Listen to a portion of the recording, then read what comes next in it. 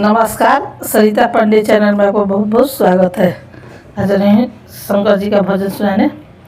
शिव जी का है नाथ किला अखिया खोल के, सुंदर मुख से बोल के ना। भोला जी का है नाता किला अखिया खोल के, सुंदर मुख से बोल के ना। हम तो पर्वत पर जाइबे जलवा भरी के ले आइबे। हम तो पर्वत पर जाइब जलवा भरी के ले आई।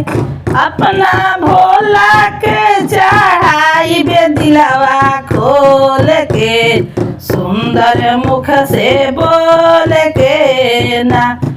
अपना शंकर के चढ़ाइबे हर हर बोल के, सुंदर मुख से बोल के ना। भोला जी का है नाता किला अखिया खोल के, सुंदर मुख से बोल के ना। हम तो बगिया में जाइबे धतुरा तोड़ी के ले आइबे। हम तो बगिया में जाइबे भंगिया तोड़ी के ले आ।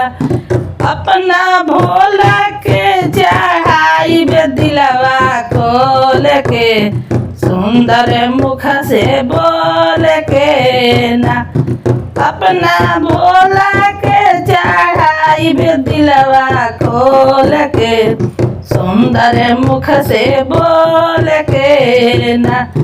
शिव जी का है नाता किला अखिया खोल के, सुंदर मुख से बोल के ना। सुंदर बगिया में जाइबे बेलपत्र तोड़ी के ले आइबे। सुंदर बगिया में जाई बेलपत्र तोड़ी के ले आई। अपना भोला के चढ़ाइबे दिलवा खोल के, सुंदर मुख से बोल के ना।